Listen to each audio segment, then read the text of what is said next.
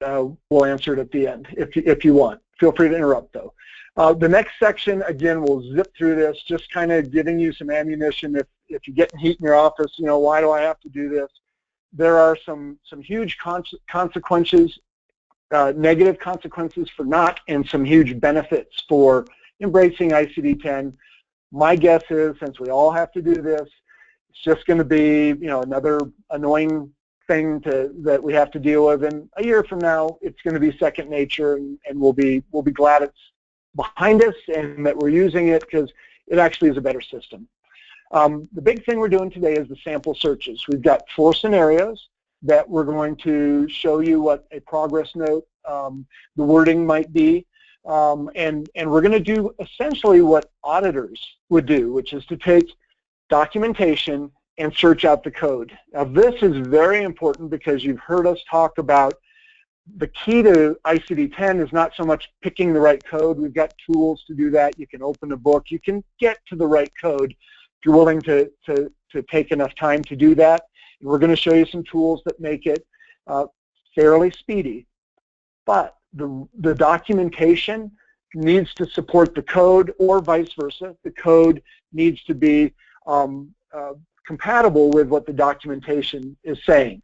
And the only person that really can handle this in your office is the provider who's creating the progress note and documenting what's going on. So everything we see with ICD-10 sooner or later comes back to the provider. So hopefully your providers are going to embrace it, and they're going to work with the rest of the staff and the billing department to make sure that they not only select the right code, but more importantly, that their documentation is going to actually live up to the granularity and specificity that that code is offering. And then the last thing we have, which is more or less just some places where you can go to get additional help, we've got a list of a half a dozen or more links that we have gone to, and we like what's there. I am just amazed when I do an internet search for ICD-10 at the almost unlimited amount of information that's out there, and I'm happy to report that the majority of it is very consistent and lines up. The list of links that we're providing, those are vetted. Those are going to be links that are going to be trustworthy information. My suggestion is, if you are looking for additional information, start with the different societies or specialty groups that you may belong to. Groups like Colorado MGMA might have things, but just look for the legitimate ones.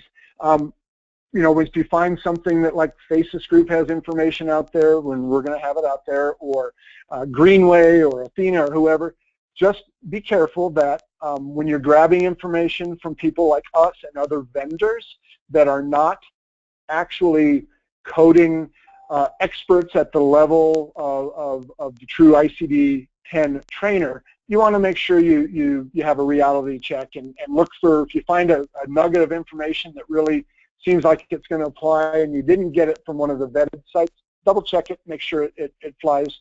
Don't go to the bank with that. Our strength in this presentation is around the searching, how you use Care Tracker. We had to understand the rest of ICD-10 in order to kind of make that workable, and that's what we hope to give everyone on this call today. Want to go to the next slide, Bradley? Thank you very much. So this is the comparison of ICD-9 on the left-hand side and what that code, what ICD-9 brought to the equation, and then ICD-10 on the right. So you'll notice there's no concept of left and right sides. There's no concept. That generally has been taken care of on the procedure side, and it left a lot of opportunity to have things denied. If your procedure code says it's, for example, a knee replacement and it's a left knee, and then the note shows that it's the right knee, we got problems.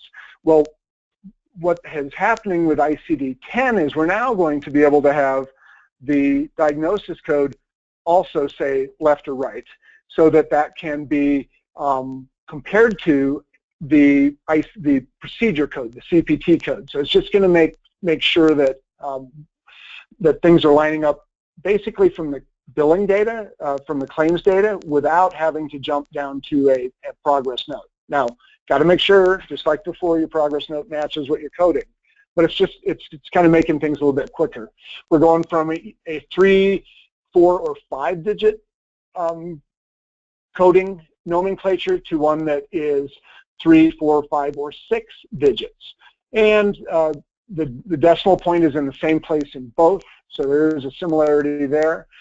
There is a concept of placeholders.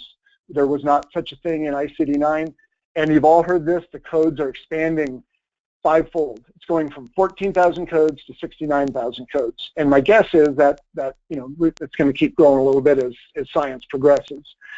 There's also a limit to how severe you can code something on the ICD-9 codes. It's extensive, the amount of information you can provide in a single code in ICD-10. That's that granularity part. Brad will show you in the structure where that comes in. And then there really wasn't such a thing as combination codes. You'd have to do 2 ICD-9 codes to explain something fully. There is the concept of combination codes, so it brings in 2 different concepts into a single code, allowing you to occasionally replace multiple codes in ICD-9 with a single code in ICD-10. That's in spite of the fact that we're going from 14 to 69,000. So you don't always end up with more codes, but plan on there being more codes. And then there is type of excludes notes, and it's just increased the number of those. Can you go to the next slide, Bradley? I should double check at this point. Am I going too fast? Is everybody hearing me okay? How are we doing on that front? Can everybody see my screen? Looking good. I'm seeing the screen. All right, we'll move on. So I mentioned categories. On the left-hand side, we have the current ICD-9 categories. So depending on your specialty, you're all kind of used to living in certain areas. So Nancy, your practice, a lot of what you're going to have is either going to have something in the 5s or 6s, or possibly if it's going to be something related to cancer, you're going to have it living in the neoplasm family or something like that. So you kind of get used to these diagnosis codes, and you're used to always starting with about the same 3 digits. Same thing is going to happen on ICD-10. It's just going to be a little bit different. And the idea behind this slide is I'm just showing you how certain things moved over. For example, the diabetes that lives in the 240 to 279 series category today in ICD-9, it's actually going to be an E00 through E89. And you notice that the wording is literally identical. It's endocrine, nutritional, and metabolic diseases and immunity disorders. Now that would be, you could find some others that are a little bit different where the wording has changed just a bit. For example, if we go down to the slip and fall codes, the 800s through the 999 in ICD-9, well, over in ICD-10, it's now thrown in the concept of consequences of external causes. So there are things that can happen that to you that may not be an injury or poisoning, but it stems from something else, and therefore it's going to kind of be in that same family. All right, next slide. So I'm going to hand off the next several slides to Bradley. I'll jump in as needed, but what we were trying to show you here is a specific code in ICD-9 and what that new code is in ICD-10 and what the differences are. So Brad, if you want, please take it away. Yeah, so this is very interesting. So you can see where this was an open shaft of the femur in ICD-9. In ICD-10, this same code is telling us to displace common new fracture. Go ahead. Brad, you're breaking up. Huh. Let me try. Yeah, is anyone else hearing that break up in your voice? Matt, are you hearing it? Yes, Tony, it was sounding very choppy, Bradley, so. Let me try this. I'll move to the computer audio instead of the phone. Now, I think it's your head. Are you using a headset? Can you go wired? Yeah, it's wired. I'm wired. And plug in the headset, maybe. He just logged off real quick. Okay, so what I'll go ahead. And, How's that? oh, That's much better. better. Yeah. Good. Excellent.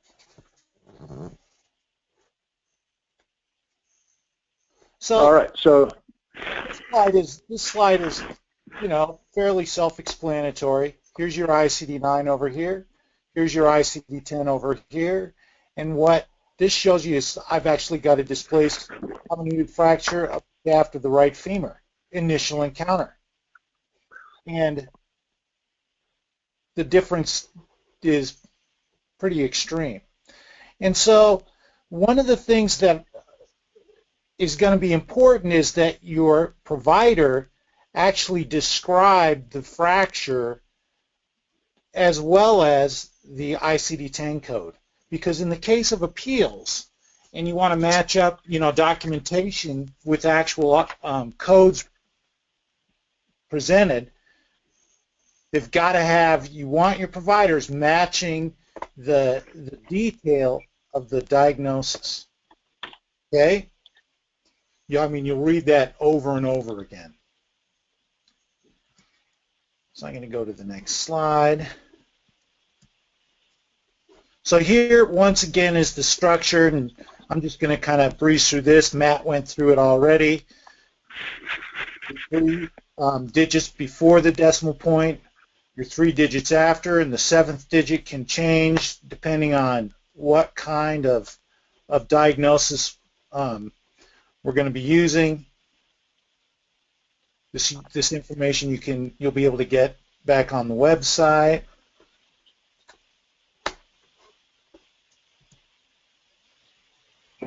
Here are some of the things you can use the 7th digit for.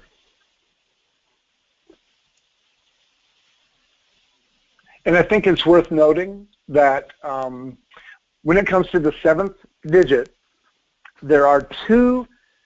We had mentioned the 2 categories: pregnancy, which makes extensive use of this 7th digit. A lot of that is the episodic, bringing to it. Is it prenatal? Is it postpartum? Is it during pregnancy? And if so, is it first, second, third trimester? Things like that. And then when it comes to slip and fall, we also again have this.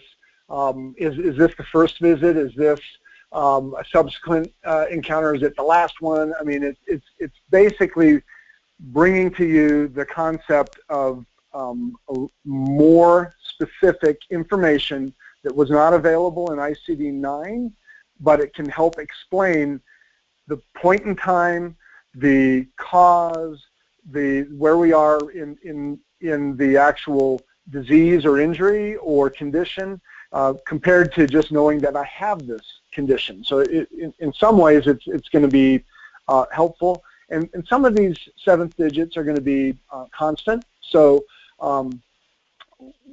we're going to know whether it's exactly. We're going to know exactly by looking at the ICD-10 code where in the sequence of care this particular diagnosis is coming from. So, thanks, Ben. Yeah, you can go to the next one. Yeah, if I go back up here, you can see that this S in the 10-digit code, then you can start matching that up with, you know, the structure of the code down here. Yeah, and it was actually the 7th digit, the extension, the C, which we're not seeing on here, but that C is telling us the point in time and where in the care that particular fracture was being treated. And so I'm going to keep going down here.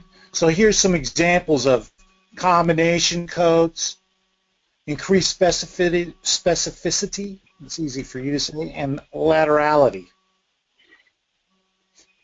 So you can take a look at these types of things. You'll see a lot of this information, again, out there. What I'm excited to get into. Yeah.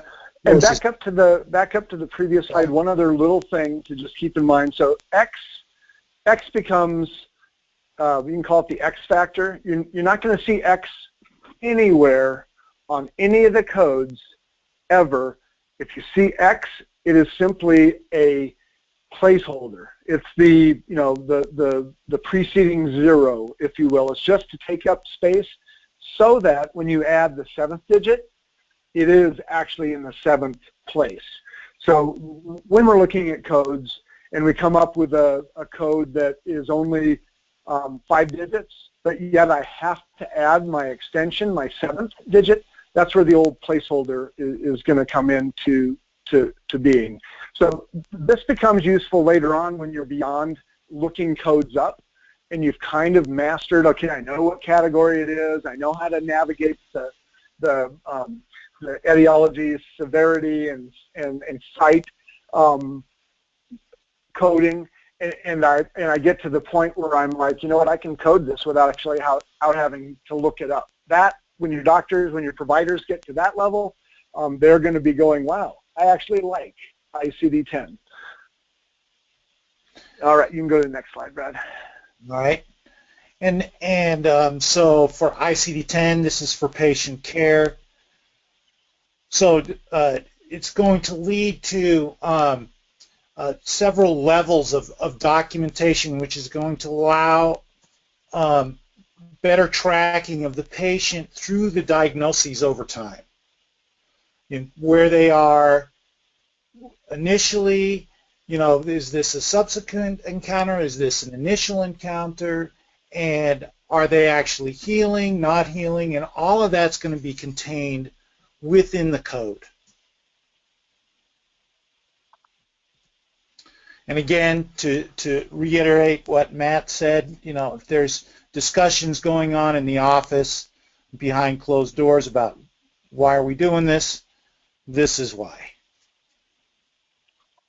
So reimbursement changes. If we think about, we've heard about pay for performance or pay for outcomes, we are trying to move that way, and usually the doctor's complaint to that is, well, I had a more difficult patient to start.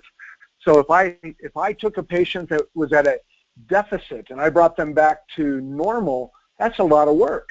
And that should be reimbursed. Well, we had no way of tracking the progress before because we didn't have the concept of the episodic value in the diagnosis codes. Because we've introduced now ICD-10, we can get to, just from literally the claims data, we can see that your patient is progressing and getting better. And so it gives us a springboard to be able to start to at least think about pay for outcomes and have it be fair, because it's not reasonable for a provider to be judged on outcomes if they get the patients that are in the worst shape. And across the hall is another practice that won't see the patients that are really sick. They only see the patients that are treatable. Without this ICD-10 ability to see patients actually making progress, it would be very difficult for you to reimburse the provider that is taking on the more severe patients and actually recognize that even though he didn't get his patients to the same level that the guy across the hall did, that he actually progressed them farther. So a lot of tools going into the toolbox to move us towards this interoperability and the paying for results and making it actually make sense. Okay, that was my bit for operational. And for data-driven decision-making, can take a look at that. Yeah, and this is going to be, credentialing, contracting with payers. It's actually going to put you, if you're able to get yourself in a position to negotiate with payers that, hey, we're having better outcomes. Kind of all comes back to the same thing. Where does this go? A lot of what's happening is based on data. If you can prove your point, people are going to listen. And that ICD-10 is going to give you another area where you can document what you're doing, and over the long haul, you'll be able to look back, and data will show that you are actually making a difference. You're delivering good care. Yeah, and additionally, I mean, there's all kinds of procedures, operations, diagnoses that didn't exist 30 years ago that do now. I mean, robotic surgery comes to, so ICD-10 takes all of that into account as well.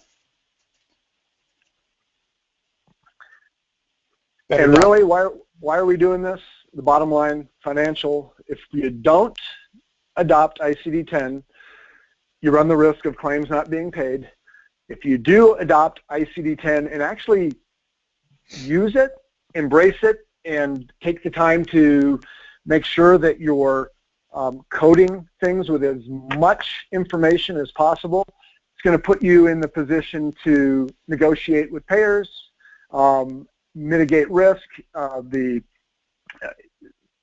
Your malpractice insurance carrier will definitely want to weigh in on how are you guys coding. And I think that this line here, this is the key. May reduce audit risk exposure by encouraging the use of diagnosis codes with a greater degree of specificity as supported by the clinical documentation. Right. This is where I think you need to talk to your providers and have them keep an eye out on the ICD-10s that they assign to any particular office visit, and then make sure that they're supporting in their clinical documentation that why, how, where, when that ICD-10 diagnosis code was selected. Cool. So now we're going to get to the fun part. So we're going to put ourselves in the shoes of a insurance auditor who really badly wants to deny your claim. And so what we're going to do is we're going to bounce back and forth. We've got 4 sample searches, and love to have everyone's input. Oh, that's interesting, Brad. The highlight's still there, but I guess that makes no difference. What we're going to be doing is looking at a paragraph, and from that paragraph, we're going to be trying to determine what are the code or codes in ICD-10 that apply to this disease, condition, injury, and where it is in the episode of care, and just the whole 9 yards. So we're going to bounce back and forth from this to Care Tracker. So you want to read this aloud, Brad, and then we'll jump into how we're going to code it? You bet. So a patient with diabetes mellitus due to immune-medicated pancreatic islet beta cell destruction was sent to the periodontist by his endocrinologist for moderate periodontal disease treatment. The endocrinologist explained that oral issues of this type were not unique to him, only as other patients in his practice suffered similar oral conditions as a result of their type 1 diabetes. Which code below is correct? And so Care Tracker's done some terrific work here in how we actually approach this. So step number 1 would be what is the actual condition or diagnosis? And what jumps out at me is diabetes mellitus. So that is definitely one of that's a condition that I know reading this that the patient had. Everybody agree with me on that? Yep. I'm going to jump over to I wonder why I can't get rid of this. Maybe I'll why don't you pause and I'll just that shouldn't do it. Start again.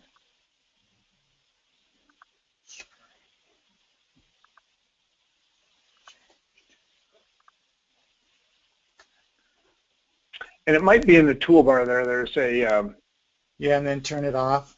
But I'm just going to, okay. because that should turn it off, show my screen. How's that? Has everybody seen my screen once again? Yep, and we're looking at Care Tracker. So we've got the diabetes mellitus. You had to go to a periodontist, and we know it's type 1. Type 1.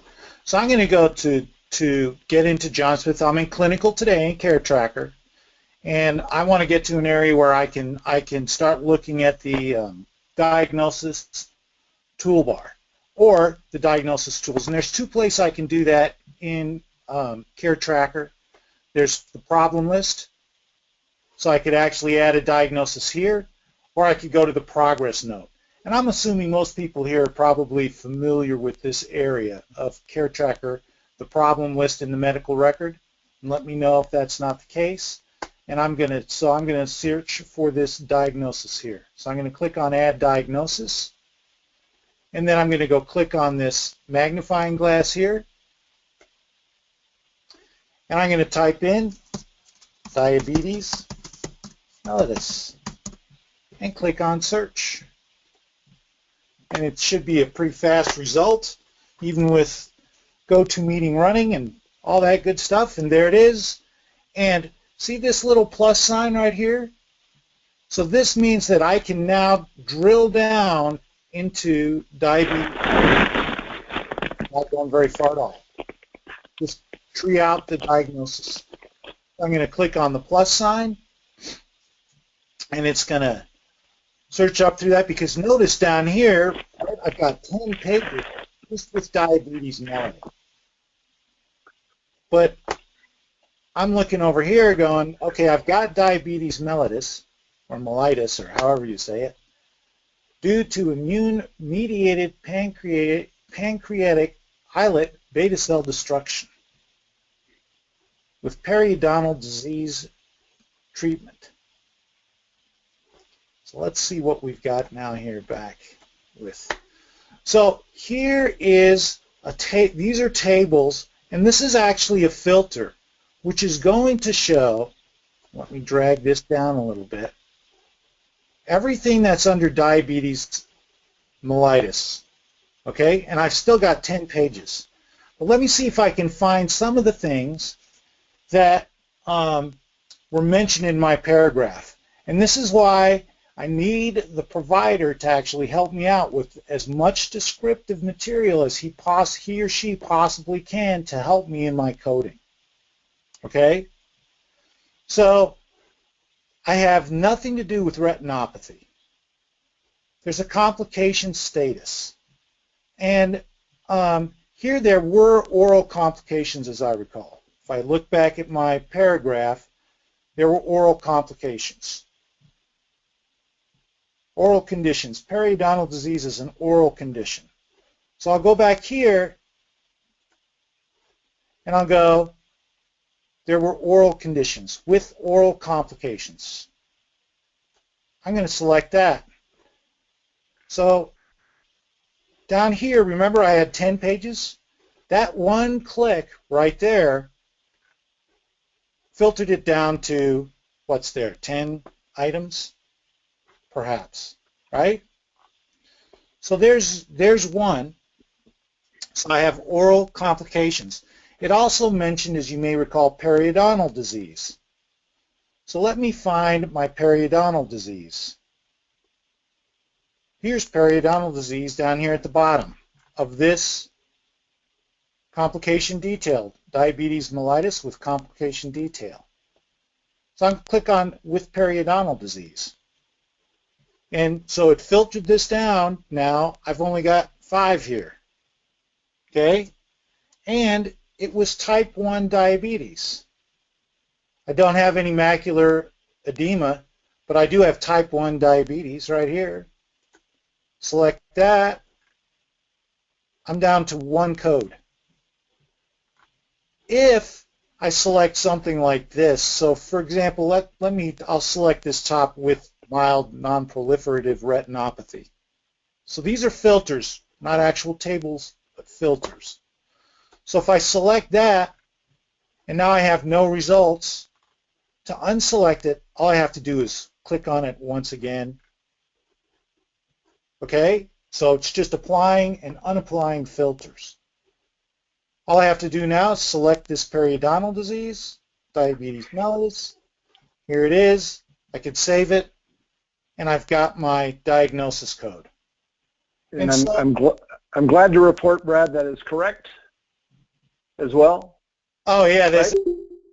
Right. We're getting these examples off of a CMS test, Yeah. and so they say, you know, we just thought that this would be terrifically informative, and this shows you the work, the really terrific work that CareTracker has done integrating the ICD-10 diagnosis, 70,000 codes, right, into the software so that it's easy for people to grab these codes.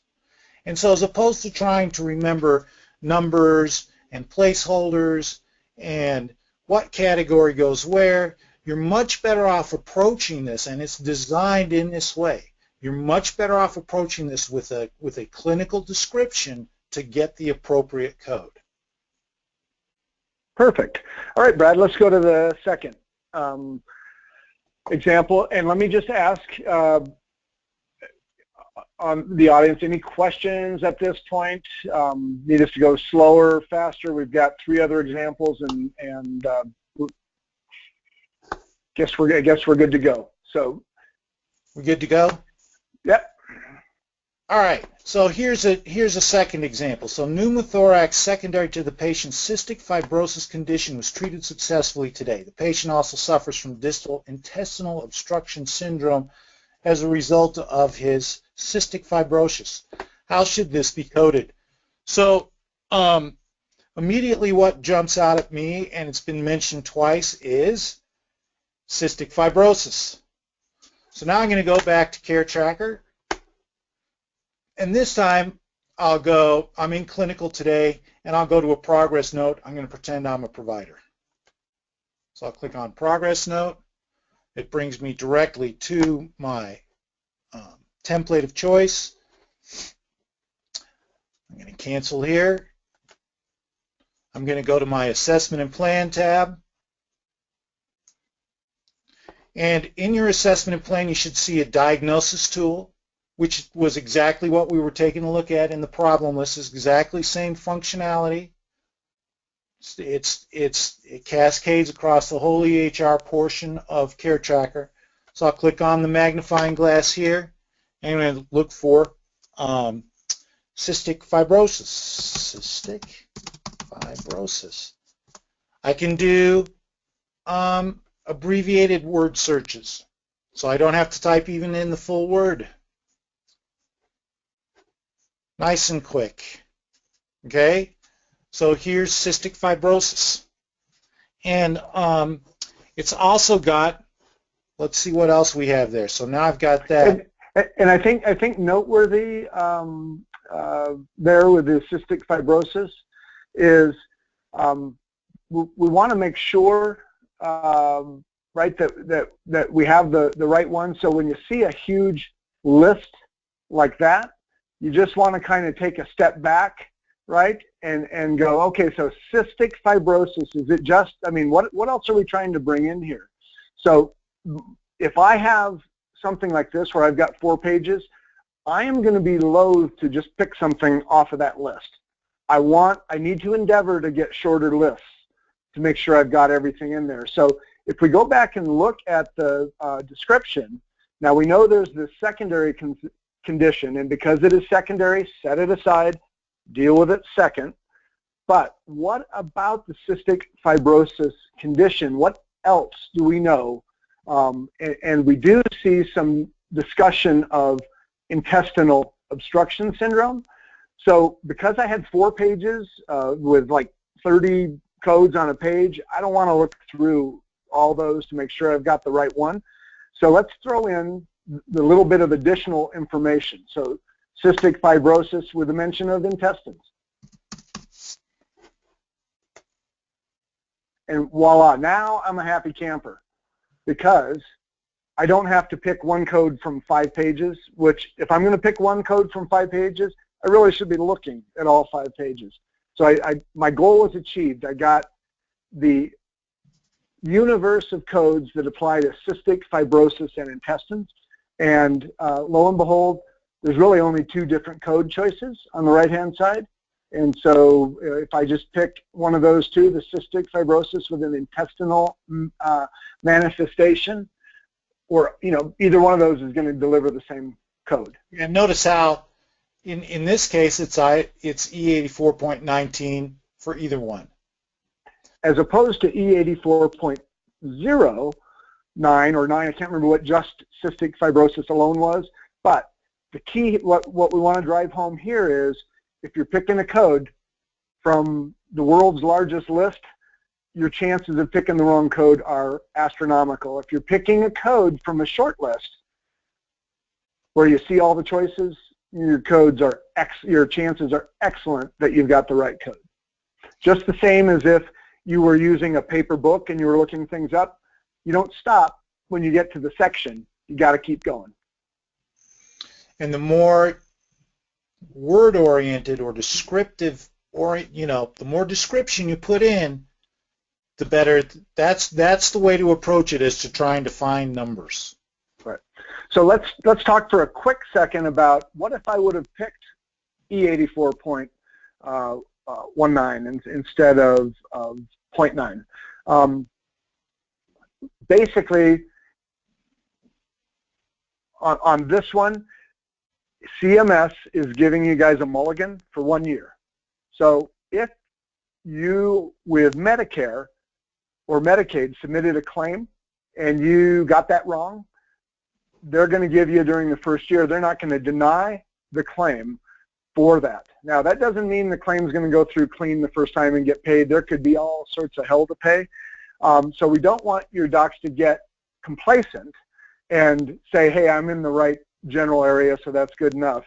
Because when that 12 months expires, then Medicare will be denying those things. Now, the commercial payers have not weighed in on whether or not they're going to deny for not being exact, or whether they're going to let them go through. But I think if you let your imagination go with what motivates the insurance companies, you probably can draw a conclusion as to what the likely path is. So we want to keep steering the providers to being as accurate and as specific as possible. So, okay, we got one code down. There was mention of secondary. We got to deal with secondary.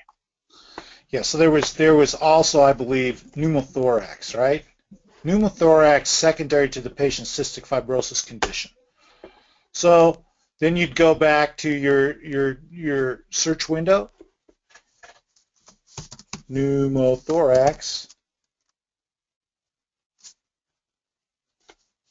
Looks like I think I saw a question. Right.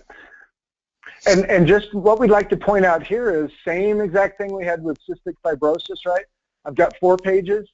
I really want to look through all those. If I took the quick layout, somebody'd go, oh, pneumothorax, there it is, J93.9, and that's one of the choices on the multiple choice test.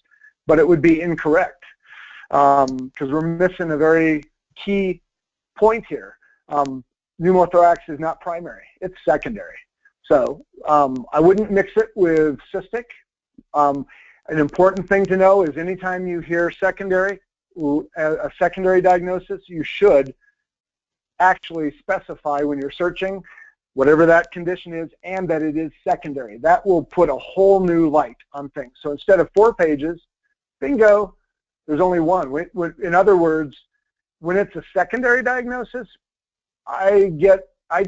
it's more important that I'm relating this to the primary diagnosis of cystic fibrosis than it is I'm going all the way down on the detail of the pneumothorax, right? I wouldn't even probably be going too far with the pneumothorax if it wasn't for the cystic fibrosis. So secondary is a key. One of the things you should just jot a note on is when your docs are looking for things that are secondary, throw that into the search criteria. So what was the question from? I thought I saw a question. Yeah, it's from the suburban people. How how would they know if it was incorrect code without the note? Excellent point, and you would not. And this is why we want to have providers coding, because if you're not going to have access to the note, just like today, if Dr. Finkelstein says, hey, here's my diagnosis, and she rattles it off, 780.11, you're going, great, that's it, I got it. I mean, how would you code today if the provider didn't give you the specific diagnosis or the documentation? You'd be lost. So good point. That's what nothing's changed there from ICD-9. You need to know what you're searching for in order to search for it. Yeah. Does that answer the question? If not, speak up and let us clarify it. And as a further point, so this is what they're. So when Matt was saying they get, Medicare will give you a mulligan. If it's for this first year, for the first year starting October 1 this year, for a year, as long as you've got the right family of code in this first 3 digits, then they will pay the claim. But after that, they're going to want the specificity that this whole system is designed to capture. That is what I was designed to capture. Brad. Okay. You asked if the question was answered. No, we meant the insurance companies. Okay, and the insurance companies are going to be the same thing. So today, when you send in a claim, and they're going and you list these 5 diagnoses in this procedure, what they have behind the scenes are edits, and they know statistically how often the procedure you're doing goes with the diagnosis that you've chosen. So again, if you're getting it to where it's actually medically likely that these go together, they're not going to ask for notes or deny the claim just based on the information. What typically happens is these algorithms look for the outliers on procedures lining up with diagnosis codes. For example, you're saying it's a level 5 visit, but all I'm giving them is it's a sore throat. They're probably going to want more information on that. So they'll look at statistically how the codes go together and then decide. The other thing that happens is if you become a target because you're a high utilizer, or all your visits are level 5s, or you're doing 5 times the number of these procedures as the average in your area, you'll probably get an audit request. Those things are really hugely important, how you respond to them, because if you respond correctly, the check mark is gone and they're like, okay, yeah, we get it. They're documenting well, and it may have been statistically unlikely, but they know it and they've got it.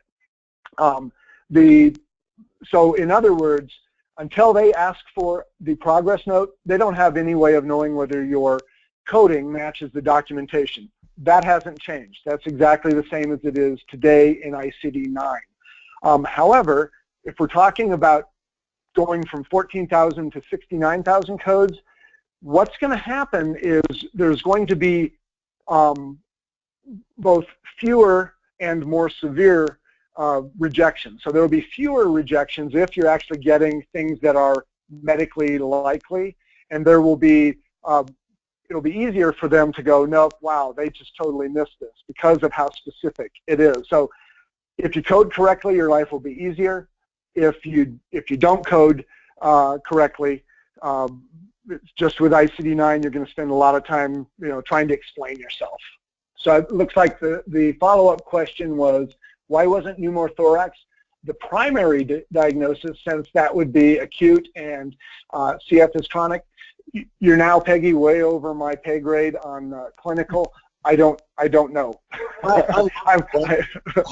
I'm glad I didn't have to give you that question. That was like pneumothorax. Okay, yeah. But that is why you want your physician or your provider involved, so that there's no question as to which is the primary and secondary diagnosis, and in your problem list, which you can now manage. For example, let me go back to John Smith's problem list here. So you can start managing your problem lists. You can say where you want that to appear in the sequence, and you can also say what the status is. Is it chronic? Is it acute? Has it been resolved? And you'll fill in the appropriate dates here, and managing problem lists in this way is one of the things that I know in Colorado with COPIC. I don't know, isn't that a state agency, Matt? COPIC is a malpractice insurance, and no, they're not a state agency. Okay, so with that, and I'm sorry, my ignorance of those types of things is showing there, but management of your problem list in this fashion is going to become key. And as a matter of fact, when you get your providers in this problem list, it's easy to see that this is just an ICD-9 code and not an ICD-9/ICD-10 code. Because now with Care Tracker, you're going to see both represented here. They'll be separated by commas. I digress. Excellent. Excellent. Okay, let's go on to the third. Great questions, everybody. And Peggy, I might add, the reason that we coded it that way is that the documentation did say pneumothorax was secondary. So if they would not have said pneumothorax secondary to a patient's cystic fibrosis condition, we may have gone the other route. So again, that's where does the documentation match what the codes are? And there's the thing that nobody has a handle on is, what about if the documentation doesn't match what really happened? Different stories, totally, and can't really address that. Okay, so the third one. So, there's a question. We think it would be best if the physician coded. What did that say that went away? So we think it would be best if the physician coded the visit at the end of the visit instead of having the front desk do it. I agree. It would be very easy for the doctor to click on the search in the EHR. And guys at Suburban, when I come up August 6th and 7th, we'll definitely jump all over that. So great comment. It is right in line with what we're saying about providers really need to take the lead. If they're not going to take the lead, then the workflow is going to potentially be something like what you're describing in that question there, where you have to go, does that really make sense? So great question. And let's go ahead and move on to number 3. So this is a patient now that's got right upper quadrant pain, and keep in mind, pain, that's a symptom. What's causing the pain is what we need to try to endeavor to get to. Sometimes in coding, you don't know the cause, and you have to code based on symptoms. And I think just like in ICD-9, you can code symptoms. However, likelihood of that triggering an audit request or a denial or something like that are very high. So you know, when you can get to root causes, then you can talk about a specific diagnosis. So the patient has pain, they had testing, and we suspect a gallstone, and we suspect that we have to go in and remove the gallbladder. And it turns out the gallbladder had gangrene, but it didn't have stones in it. So now it's like, okay, so what are the key pieces of this description that we're going to code for? So Bradley, go ahead and take it away. What jumps out at you as a cause for that pain? Does anybody have any suggestions?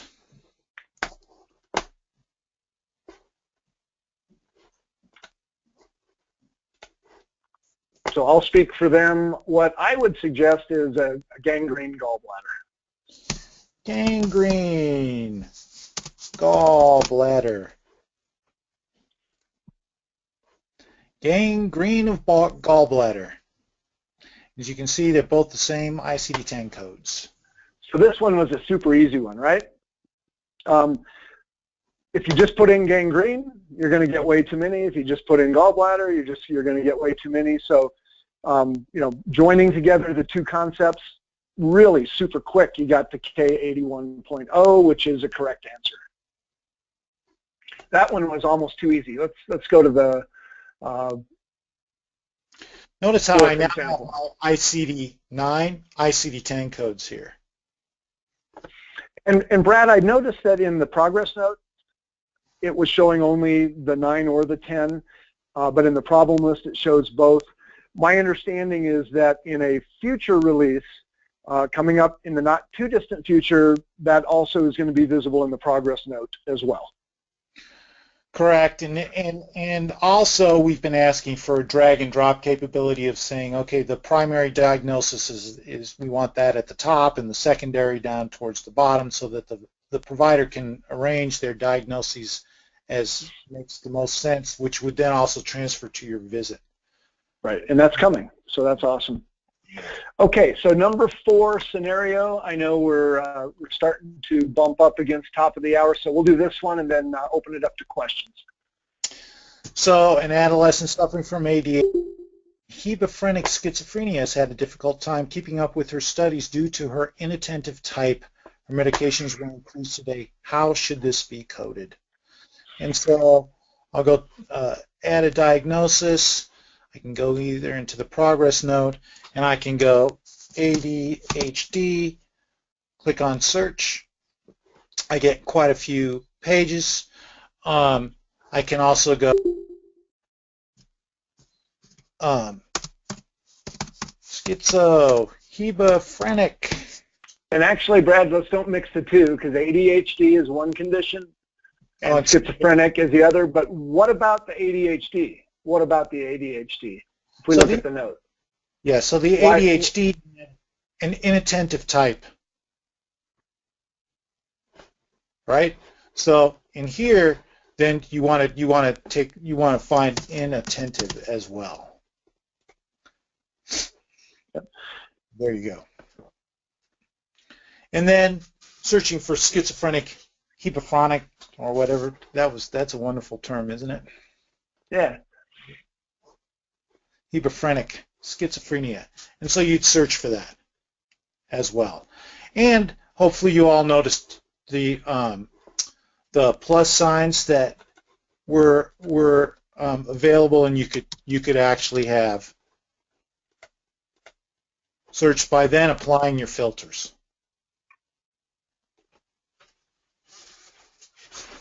Beautiful, right? And then at that point, we'd be able to say inattentive, right? Predominantly inattentive. Yeah, so whenever the docs see the plus sign, if what they're looking for matches the description of the plus sign, you know, okay, I can go a little bit deeper. That's where those filters and the point and click really are going to speed them up tremendously. But yep, F90.0 is right, and hebephrenic schizophrenia, I bet you get a hit on that, because that's such a, I mean, basically it's, you know, it says it all in what it is. Now notice on the right, look at that, F20.1. So even though we've got all of these different possibilities, they all are the same thing in ICD-10. In ICD-9, there were different things that we had to pull in. So it's interesting and notable that even though we're going from 19,000 codes to 64,000, you don't always end up with more choices of ICD-10 based on a description. It's taken some of the mystery out of that particular diagnosis. So thank you, Brad. That's awesome. You bet. Okay, so any other questions? We're kind of at the top of the hour. We've actually come to the end of the slides. Do we have any additional questions to follow up on?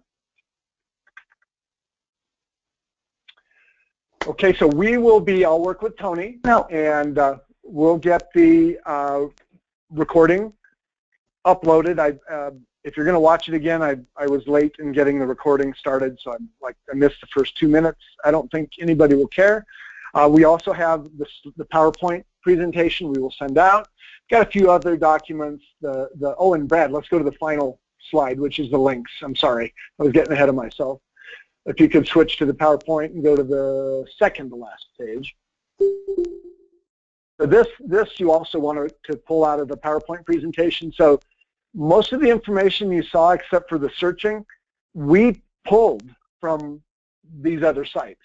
So there's a lot more. They go a lot deeper. They do a lot more examples. But these are great links. Check with your specialty specific societies that you belong to. They may have additional free links. In anything that any organization you belong to that reaches out across a lot of providers would be a good option for getting additional information. So we'll send out the slide deck. We're going to send out FAQs. We're going to send out the comparison table, a few things, and we just very much appreciate everyone's attendance on the call today. Any final questions? No? Okay. That's not. All right, Nancy, if you're talking, you're muted. But No. Thank you. You bet. All right, well, everybody have a great afternoon, and thank you for attending. We appreciate it.